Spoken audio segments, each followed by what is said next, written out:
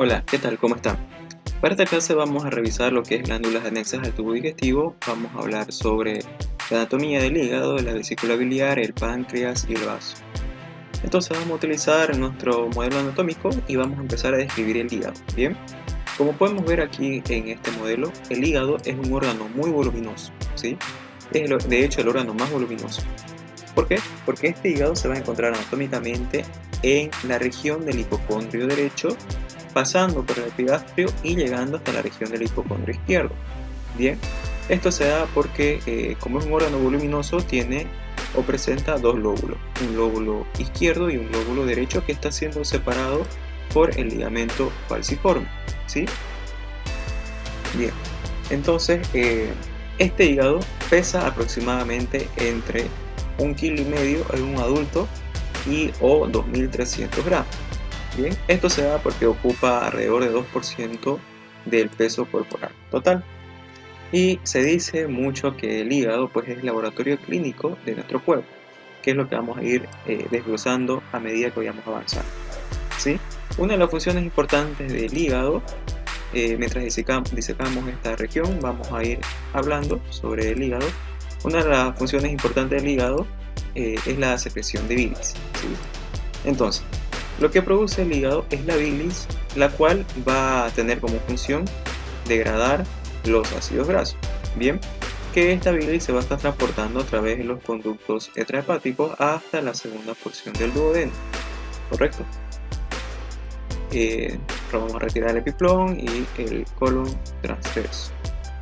Y aquí el duodeno, ¿bien?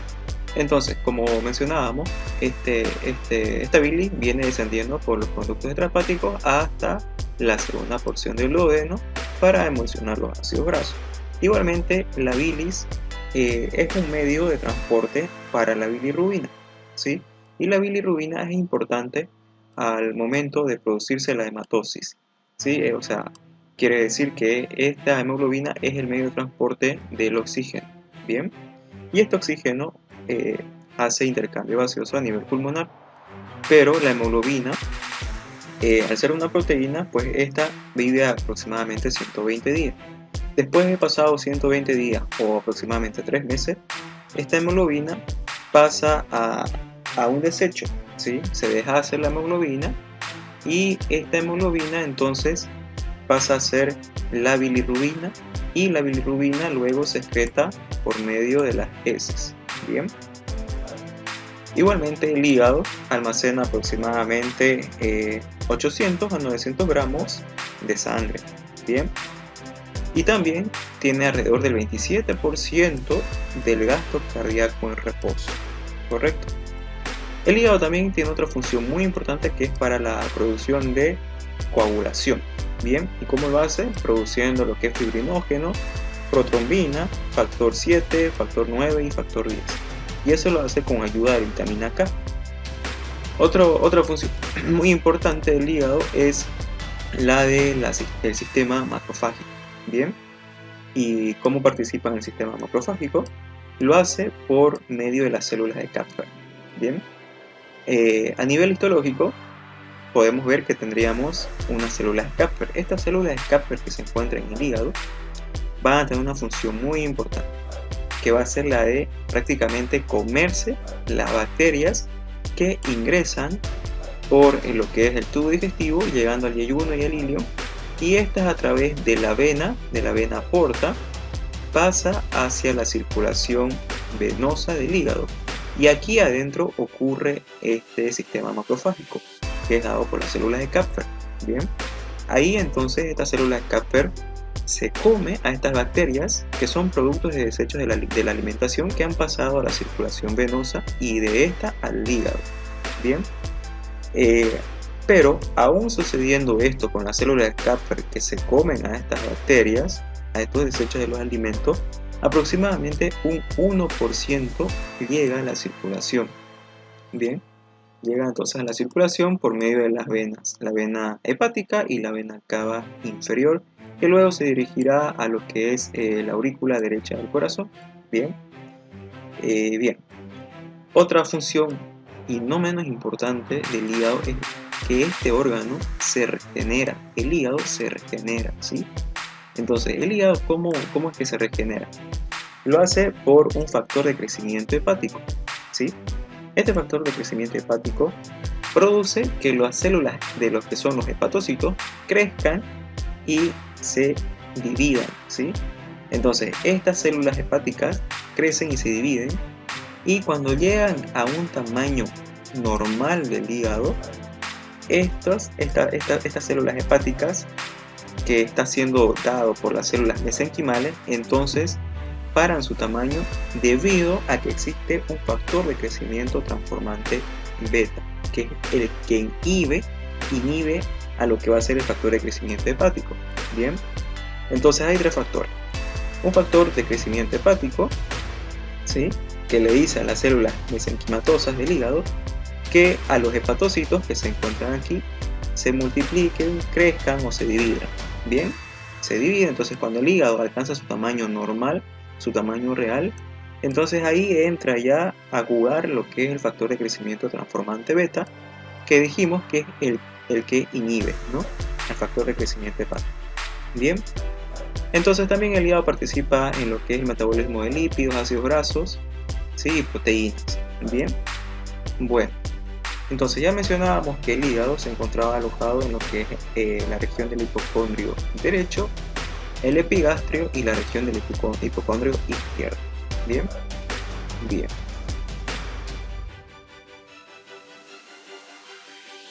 Bien, entonces vamos a hablar ahora sobre lo que son las relaciones del hígado, ¿sí? Como podemos ver, las relaciones del hígado hacia arriba se va a relacionar con el músculo diafragmático, ¿no?, un músculo respiratorio. Bien. Luego, este hígado hacia abajo se relaciona con el colon transverso, ¿sí?, y el mesocolon, ¿correcto? Luego, lo que es hacia adentro, podemos ver aquí que se relaciona con la región celíaca, esta región celíaca o de Luschka, que es donde va a nacer el tronco celíaco a la altura de torácica 12 y a la altura de lumbar 1, ¿sí?, de la columna vertebral. Bien, torácica 12 y lumbar 1. A esa altura nace lo que es la región celíaca o de Luschka, y delante de esta región celíaca o de Luschka se va a encontrar lo que es el epiplón menor, y hacia abajo ubicaríamos aquí, se lo puede ver muy transparente, al páncreas. Bien, entonces vamos a retirar aquí la parte del estómago y ahora sí podemos ver el páncreas, ¿no?, el páncreas con su cuerpo, su cabeza, el cuello y la cola, ¿sí?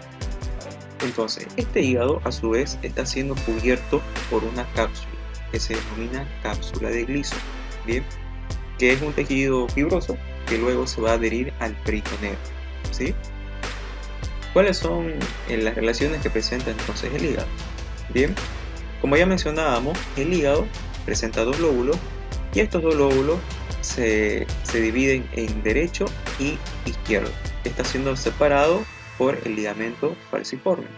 Bien, entonces el lóbulo izquierdo del hígado, todo este lóbulo izquierdo del hígado, va a estar relacionado con lo que es el corazón, ¿sí?, a través del músculo diafragmático.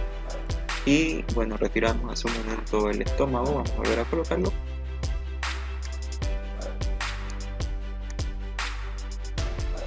Ahí lo tienen, ¿no? Entonces, se relaciona, dijimos, con el corazón, bien, a través del músculo diafragmático, y con el estómago. Bien, entonces, sabiendo estas relaciones, el hígado en su lóbulo izquierdo presenta dos impresiones, una impresión cardíaca, ¿sí?, y una impresión gástrica. Entonces vamos a colocar al corazón para que se pueda entender mejor. Bien, entonces ahí tenemos al corazón. Bien, a través del músculo diafragmático se relaciona con el corazón y deja una impresión cardíaca, y también tiene una impresión gástrica por el estómago. Bien, hablando del lóbulo izquierdo. El lóbulo derecho, por su parte, esta tiene una impresión renal. Vamos a ver si está aquí el riñón, ¿sí?, una impresión renal por la cara anterior del riñón derecho en este caso, porque estamos hablando del lóbulo derecho, tiene una impresión cólica que está dado por el ángulo hepático, este ángulo hepático o flexura hepática de lo que es el colon ascendente y colon transverso. Bien, y una impresión duodenal. Una impresión duodenal que está dado por la segunda porción del duodeno. Entonces veamos, retiramos estas estructuras, epíflomo mayor y colon transverso. Entonces aquí tenemos a la segunda porción del duodeno, ¿sí? Bien, entonces como dijimos, aquí el lóbulo derecho presenta entonces tres impresiones. Una impresión renal, bien, por la cara anterior del riñón derecho. Una impresión duodenal, dado por la segunda porción del duodeno, y una impresión o flexura hepática, bien, una impresión cólica, que se da por el ángulo hepático del colon, ¿correcto? Además que este lóbulo derecho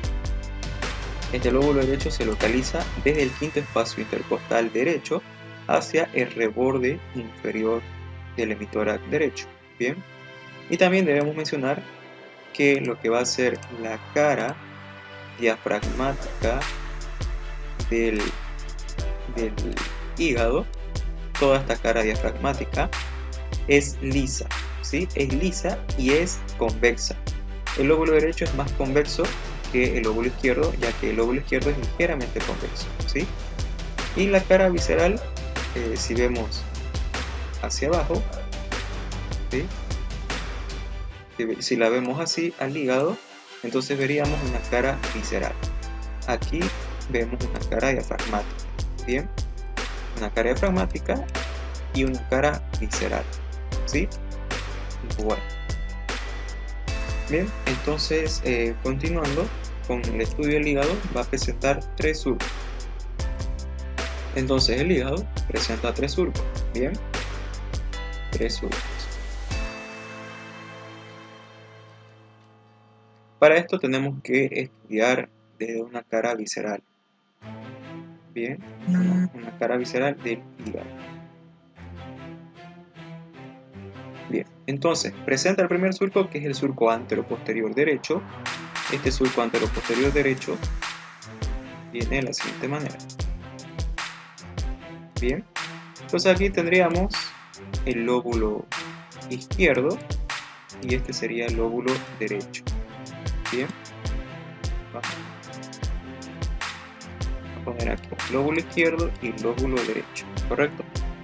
Entonces esto de aquí es el borde anterior y esto de aquí es el borde posterior, para que nos ubiquemos en el espacio, ¿sí? Entonces estábamos hablando del surco anteroposterior derecho, y aquí estamos hablando del lóbulo derecho, en una cara visceral del hígado, ¿sí? Bien, este surco presenta dos segmentos, uno anterior y uno posterior. El anterior está dado o está siendo ocupado por lo que va a ser la fosa cística, ¿sí? La fosa cística que alberga a la vesícula biliar, bien, y un segmento posterior. Este segmento posterior está siendo ocupado por la vena cava inferior, ¿sí? En el surco antero-posterior derecho, antero-posterior derecho, bien. Luego presenta otro surco.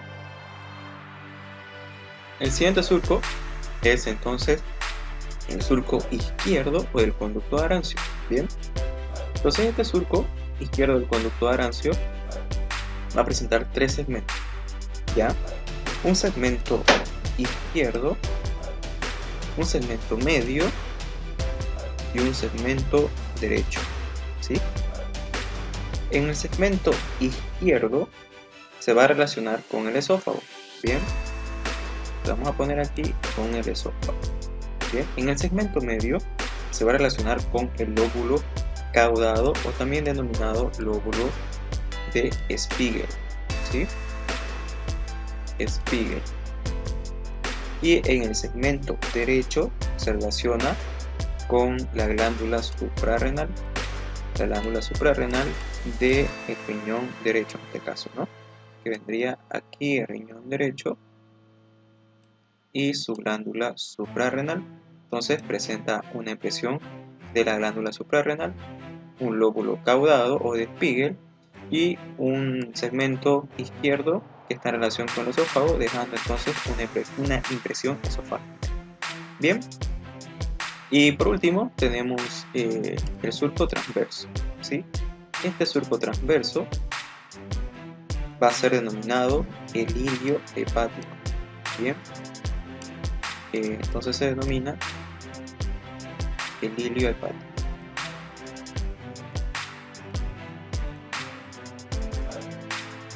Ilio hepático,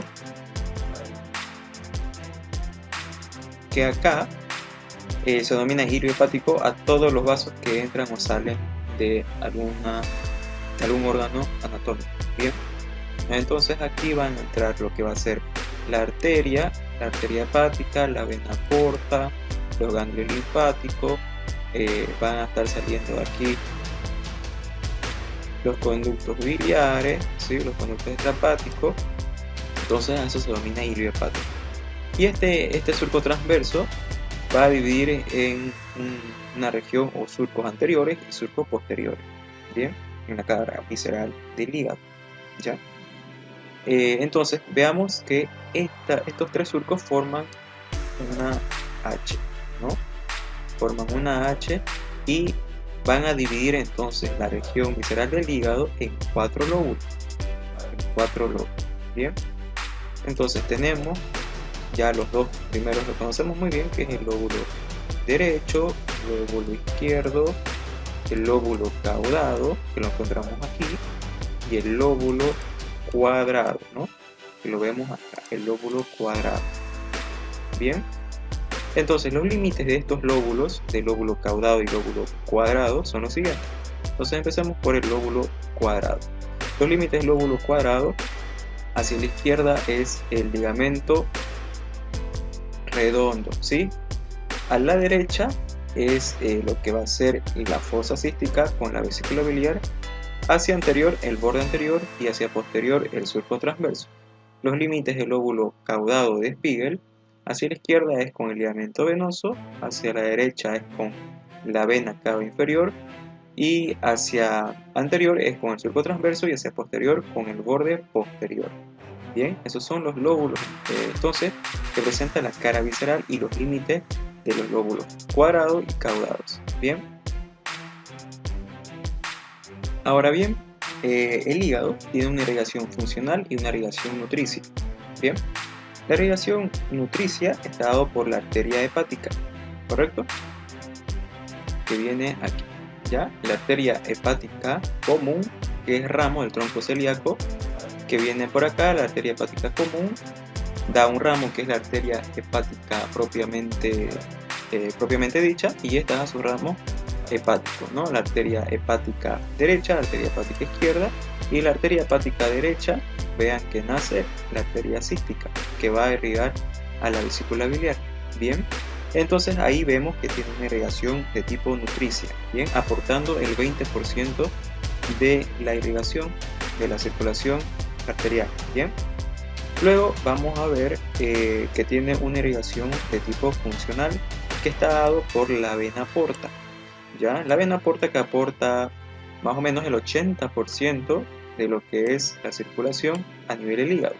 Y esta vena porta se forma por lo que va a ser la vena mesentérica superior, la vena mesentérica inferior, ¿sí? Aquí la vemos, la vena mesentérica inferior, y la vena esplénica. Bien, entonces estas tres venas han formado la vena porta, y esta vena porta luego al adentrarse en el hígado se segmenta en venas. Bien, luego estas venas forman la vena hepática. Bien, que la vemos ahí, la vena hepática, que desemboca en la vena cava inferior, y luego esta vena cava inferior desemboca en la aurícula derecha del corazón, ¿correcto? Bien, entonces, ¿cuáles son los medios de fijación del hígado? El ligamento falciforme, el ligamento redondo, este ligamento redondo que es vestigio de la vena umbilical, que nacía la vena umbilical de la placenta, se adentraba por la parte anterior de los músculos rectos anteriores y luego terminaba aquí. Bien, entonces se formó el ligamento redondo, este ligamento falciforme, como medio de fijación, ligamento redondo, falciforme, el ligamento falciforme, que luego se bifurca y se divide en ligamentos coronarios. Bien, ligamentos coronarios, y estos ligamentos coronarios se convierten en ligamentos triangulares.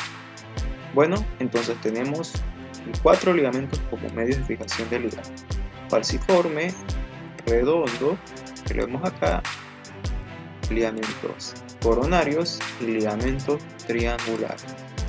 Bien, ligamento triangular, y aquí también vemos el ligamento triangular.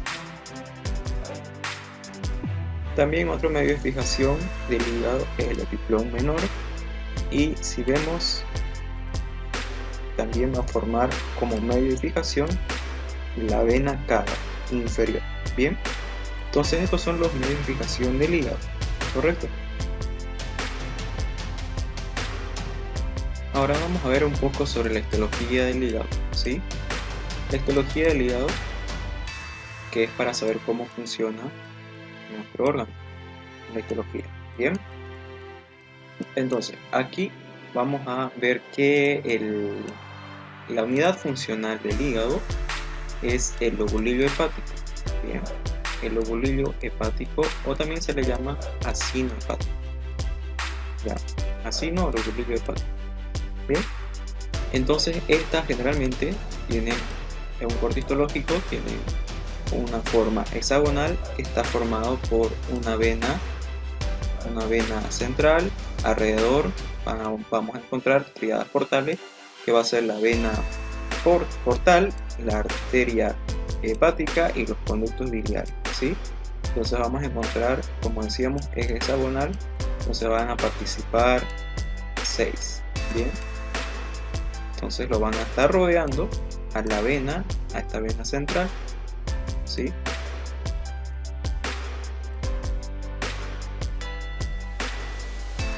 Así, de la siguiente manera. Bien, entonces aquí lo que va a hacer la arteria y la vena, juntan su sangre, la sangre que viene de la arteria y viene de la vena, se juntan por los sinusoides hepáticos. Bien, entonces ambas circulaciones se juntan en lo que es el sinusoide y termina en la vena central, ¿sí? En la vena central.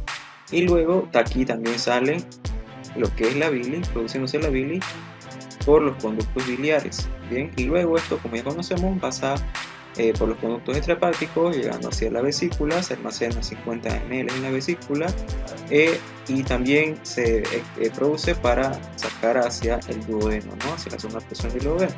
Bien, y dentro de este espacio vamos a encontrar lo que es los hepatocitos. Bien, los hepatocitos que están aquí, que son con un núcleo bien redondo.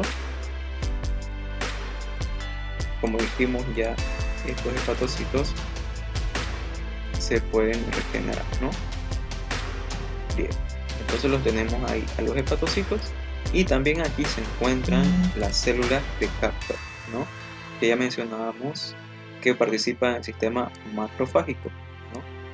Las células de Kupffer, que su núcleo es más fusiforme, y al ser como un núcleo fusiforme, estas pues no tienen un núcleo redondeado, ¿no?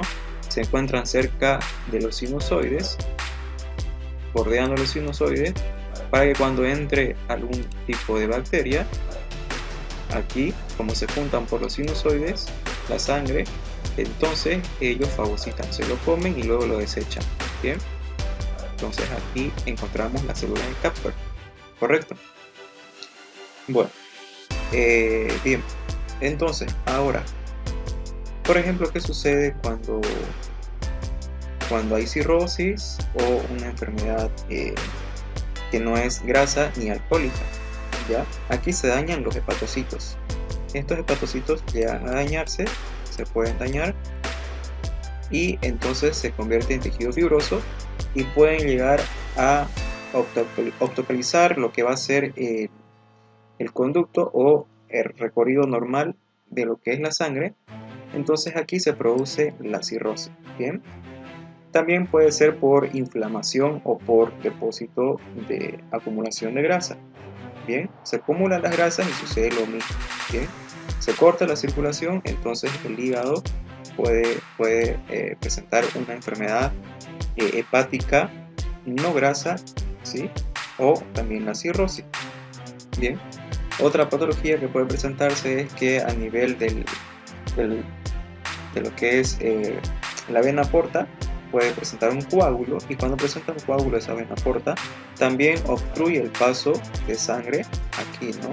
En lo que es estos sinusoides a través de la vena porta y la arteria hepática, de las arterias hepáticas hacia los sinusoides y esta hacia las venas centrales, ¿no? Entonces ahí sucede que hay una extravasación de líquido y de proteína hacia lo que va a ser el espacio de la cavidad abdominal, y se puede producir una inflamación y el paciente puede morir. Bien, entonces esta es la etiología de lo que es el hígado, ¿sí?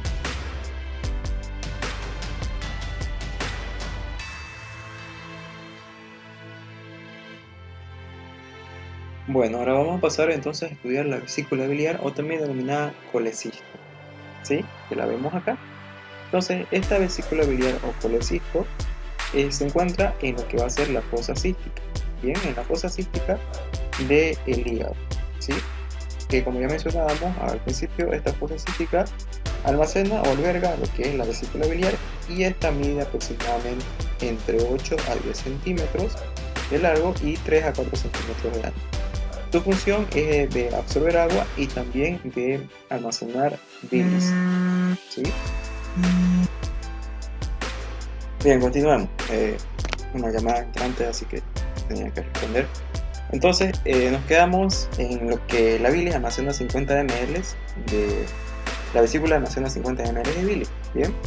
Entonces, ¿qué sucede con esta bilis? Como esta vesícula es de tipo muscular, esta vesícula llega a contraerse, ¿bien? Se contrae y expulsa la bilis hacia el duodeno cuando nosotros ingerimos alimentos de tipo grasoso, ¿bien? Pero cuando se forma lo que va a ser las piedras en la vesícula, es porque, por ejemplo, hay algún tipo de distonía muscular a nivel de la vesícula biliar. Entonces, como hay distonía, esta vesícula no se contrae correctamente, y aquí puede quedarse albergándose por un largo tiempo lo que es la bilis. Entonces esta bilis se va acumulando y se va convirtiendo en piedra, ¿bien? Se va convirtiendo en piedrita. Ahora, cuando se contrae y alguna piedra de la vesícula sale, queda atrapada en lo que es el conducto cíclico, ¿sí? Entonces aquí también sucede que la vesícula se puede inflamar y es un riesgo para la vida del paciente. Bien, bueno, entonces para su estudio anatómico, lo que es la vesícula biliar presenta un fondo, va a presentar también un cuerpo, un infundíbulo o bolsa de Hartmann y un cuello, ¿sí? Entonces vamos a graficarlo acá, la vesícula biliar, lo que va a ser la anatomía, ¿bien? Entonces dijimos que para su estudio se describe a la vesícula en un fondo, en un cuerpo, en un infundíbulo y un cuello, ¿no?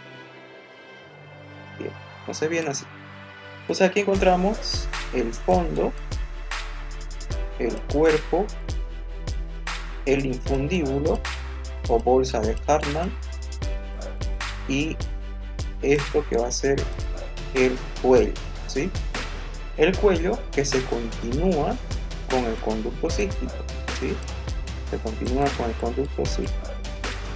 Y este luego se va a continuar con el conducto hepático, ¿sí? O conducto hepático polédoco. Bien, conducto polédoco o hepatopolédoco, ¿correcto? Bien, entonces este infundíbulo también tiene, o aparentemente tiene, una forma de embudo, ¿sí? Bien, ahora, bueno, otra llamada más, pero volvemos. Entonces, lo que se va a relacionar hacia arriba en relación al cuerpo de la vesícula va a ser la fosa cística, ¿sí? La fosa cística que ya dijimos que se encuentra en el hígado, y esta está almacenando entonces lo que va a ser la vesícula biliar, ¿ya? Y hacia abajo se relaciona con el colon transverso, que ya lo hemos retirado. Aquí en esta estructura anatómica, acá, se encontraría entonces el colon transverso, ¿sí? La primera porción del duodeno o bulbo duodenal, ¿sí? La primera porción del duodeno o bulbo duodenal. Y la cabeza del páncreas, ¿sí?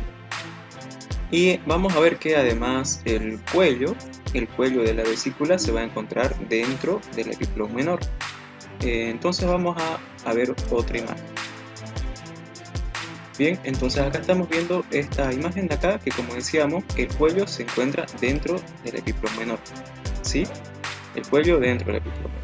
Y vean ustedes que acá está lo que decíamos, ¿no? Hacia abajo se relacionaba con el colon transverso, ¿no?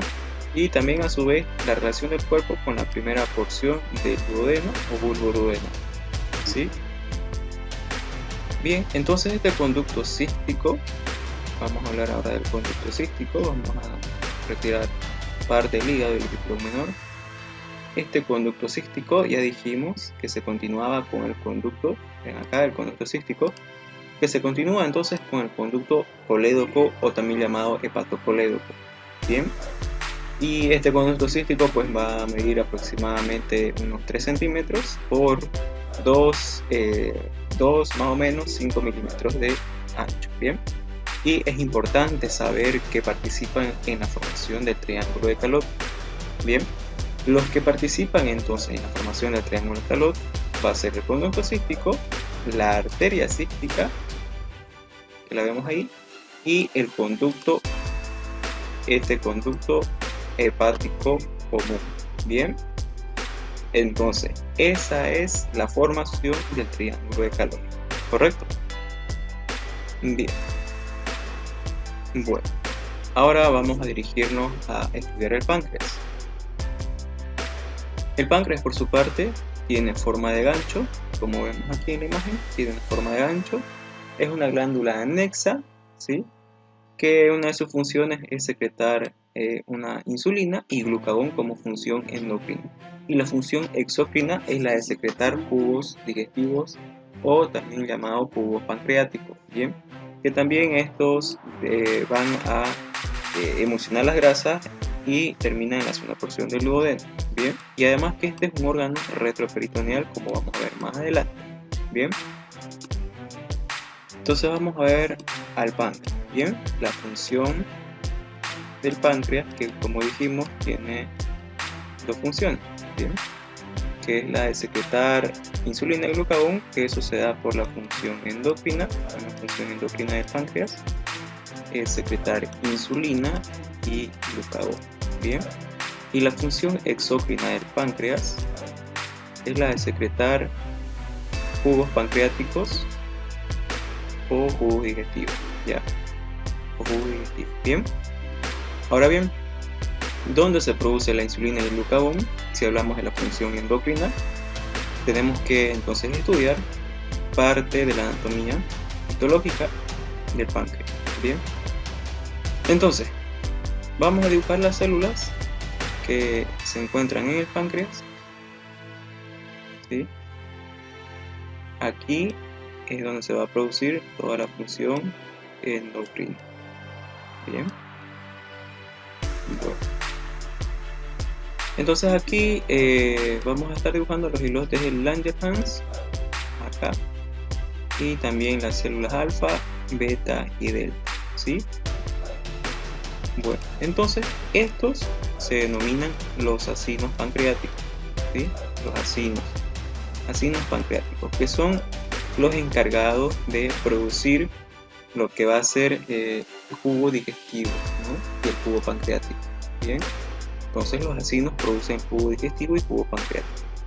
Lo que va a hacer la producción de insulina y glucagón se va a estar dando aquí, en estas células, denominadas islotes de Langerhans, ¿sí?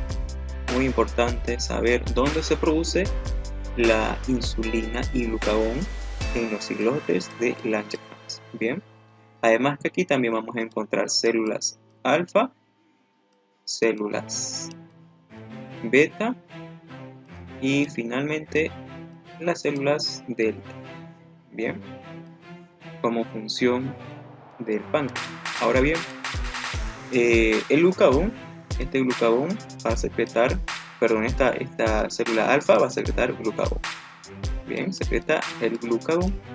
Las células beta van a secretar la insulina, ¿sí? Y las células delta van a secretar somatostatina. Bien, somatostatina. Bueno, bien. Entonces esta insulina, la insulina es importante para lo que va a ser el metabolismo ¿de quién? De los lípidos, de las proteínas y de la glucosa, ¿sí? Bueno, entonces esas son las funciones esenciales del páncreas. Entonces, si volvemos a nuestro modelo anatómico, vamos a ver que el páncreas se ubica delante de la vena aorta, ¿sí? Delante de lo que va a ser la aorta descendente o aorta abdominal, ¿sí? Delante también de qué riñón, del riñón izquierdo, ¿sí? Delante también del duodeno y finalmente delante del bajo, ¿correcto? Entonces ahí ubicamos a lo que sería el páncreas. Bien, ahora el páncreas se divide en una porción supramesocólica y una porción inframesocólica. Pero para esto vamos a ver la siguiente imagen. Bien, entonces estamos viendo aquí un corte sagittal, ¿sí? Y aquí una vista anterior o ventral. Bien, entonces cuando nos referimos a que el páncreas se divide en una porción supramesocólica y una región inframesocólica, esto se da por la inserción del mesocolon, ¿sí? La inserción del mesocolon, que esta es la responsable pues de dividir a la cara anterior del páncreas en una porción supramesocólica y una región inframesocólica. En la región supramesocólica vamos a encontrar a lo que va a estar el hígado, va a estar cubriendo esta región el hígado y la arteria gastroduodenal y subcránea. Bien, y en la región inframesocólica vamos a encontrar la tercera porción del duodeno. Bien, es decir que este número 6 que vemos acá y esto también es el páncreas. Bien, que se relaciona hacia arriba con el hígado y hacia abajo con la tercera porción del duodeno, ¿correcto? Aquí vemos lo mismo, ¿no? Una vista ventral que en la cara anterior se inserta el mesocolon, ¿sí? Y este es el responsable entonces de dividir en dos regiones, supra e inframesocólica. Bien. Bien, ahora vamos a ver entonces la cara posterior. Bien, ¿con quién se relaciona la cara posterior? Para esto vamos a ver este corte transversal de la región del abdomen. Bien, entonces aquí ubicamos el páncreas, ¿correcto? Todo esto aquí es anterior y aquí es posterior. Bien, aquí estamos ubicando el páncreas, el cuerpo, en realidad aquí la cola del páncreas, aquí vemos el estómago, ¿sí? Aquí estamos viendo el peritoneo, ¿bien? Y acá vemos el hígado, ¿no? El hígado, la vesícula biliar, los riñones, ¿sí? Los riñones derechos, riñón izquierdo, aquí vemos lumbar 1, ¿sí? Bien, entonces cuando hablamos de la cara posterior, la relación de la cara posterior del páncreas, observemos que se relaciona con el colédoco, ¿sí? Se relaciona con el colédoco, también se relaciona con la arteria pancreática duodenal, a ver, ahí la tenemos, la arteria pancreática duodenal, con la vena cava inferior, ¿sí? La aorta abdominal, con lumbar 2 y lumbar 3, con el pedículo renal derecho, ¿sí? El pedículo renal derecho y con la fascia de Treitz. Bien, bueno, esta fascia de Treitz cabe recalcar que es un tipo de fibra, de ligamento más bien, que en realidad tiene unas cuantas fibras musculares, pero que cuenta más como ligamento que como músculo. Entonces esta fascia de Treitz viene desde el diafragma y se va a continuar con el mesenterio, ¿sí? Viene desde el diafragma, pasa haciendo como sostén del ángulo duodeno-ioional o ángulo de Treitz, y luego se continúa con el mesenterio. Bien, es muy importante ya que también va a brindar sostén a lo que van a ser los órganos abdominales, ¿correcto? Bueno, entonces vamos a estudiar ahora la relación de la cabeza del páncreas. Aquí vemos la cabeza del páncreas, ¿no?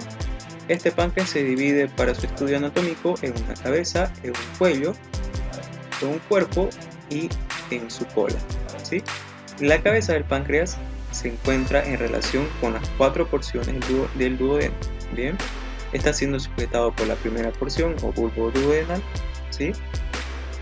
Bien, entonces el cuello, lo que es el cuello del páncreas, se va a relacionar con la vena porta.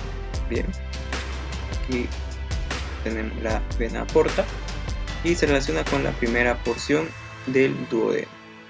Y la cola del páncreas, aquí la podemos observar, se denomina cola del páncreas desde la escotadura que realiza la arteria esplénica. Bien, la arteria esplénica. Esta está siendo cubierta por peritoneo y se va a apoyar sobre el colon transverso, ¿sí? Ahora, dentro del páncreas existen conductos muy importantes, ¿sí? Entonces veamos aquí el conducto de Wilson y de Santorini, ¿sí? Son conductos exclusivamente del páncreas. El conducto de Wilson es el conducto principal y este se extiende desde la cola, termina en la cabeza del páncreas, y este mismo conducto de Santorini desemboca en la ampolla de Vater. Bien, y a través del esfínter de Oddi, lo vamos a ver aquí, a través del esfínter de Oddi desemboca en la papila duodenal mayor, llevando así los jugos digestivos o pancreáticos a la segunda porción del duodeno. Bien, bueno, ahora bien, encontramos también un conducto accesorio que se llama el conducto de Santorini, ¿sí? Este conducto de Santorini, que lo vemos aquí, comienza en lo que va a ser el cuello y termina en la cabeza, y esta desemboca, aquí lo podemos ver, en la papila duodenal menor, ¿sí? O minor, también en la segunda porción del duodeno. Bien, entonces son conductos importantes que debemos saber dónde termina, dónde comienza y dónde secreta. Bien, ahora bien, vamos a estudiar para finalizar el vaso, ¿correcto? Bueno, el vaso es un órgano linfoide, ¿sí? Es un órgano linfoide que generalmente es un órgano friable, ya que es el órgano, o es un órgano que generalmente cuando hay algún trauma de tórax o de abdomen, es el primer órgano que puede llegar a lesionarse, ¿sí? Esta se le estudia por sus relaciones con el tubo digestivo y se encuentra alojado principalmente en el hipocondrio izquierdo, ¿sí? En el hipocondrio izquierdo. Bien, ahora el vaso se relaciona, o más bien se sujeta con el diafragma, ¿sí? Se sujeta con el diafragma, con el riñón izquierdo en este caso, porque estamos hablando del vaso en el que se encuentra la región del hipocondrio izquierdo. Entonces diafragma con el riñón izquierdo, con el ángulo esplénico, que a ver, vamos a colocar el ángulo esplénico aquí. Entonces aquí hemos colocado lo que es el colon transverso. Bien, entonces decíamos que se relacionaba también con el ángulo esplénico, que es este ángulo aquí que se forma, el ángulo esplénico, entre el colon transverso y el colon descendente, ¿no? Bien, entonces también está siendo sujetado por un ligamento que se conoce como el ligamento frenocólico, el ligamento esplenocólico y el epiplón gastroesplénico, que va desde el estómago hasta el vaso, y el epiplón pancreático esplénico, que se dirige desde el páncreas hacia el vaso, ¿sí? Bien, ahora el vaso presenta caras y bordes, ¿sí? Vamos a tomar el vaso. Entonces el vaso presenta una cara diafragmática, bien, la cara diafragmática que está en relación con el músculo diafragmático. Presenta también una cara gástrica, que la podemos ver acá. Esta cara gástrica se relaciona con el fundus gástrico y con la curvatura mayor del estómago. Y finalmente una cara renal. La cara renal del vaso en su porción superior se relaciona con la glándula suprarrenal y en la porción inferior se relaciona con el polo superior del riñón izquierdo, ¿sí? Aquí vemos la base del vaso y el vértice, ¿sí? Bien, ahora veamos que vamos a volver a colocar el sistema. Bien, entonces, como decíamos, ¿no? Una cara diafragmática, la cara gástrica, aquí hemos retirado el estómago, ¿sí? Para poder observar el vaso, y una cara renal, ¿no? La cara renal, aquí encontraríamos la glándula suprarrenal encima del polo superior del riñón izquierdo y el riñón izquierdo, ¿no? Bien, lo que es la base se va a relacionar entonces con el ángulo esplénico, ¿no? El ángulo esplénico que se forma, como ya mencionamos hace un momento, entre el colon transverso y el colon descendente, ¿sí? Bueno, entonces ese es el estudio de las glándulas anexas al tubo digestivo. Bien, espero que les haya servido de mucho y desearles muchos éxitos a todos. Muchas gracias y buen estudio.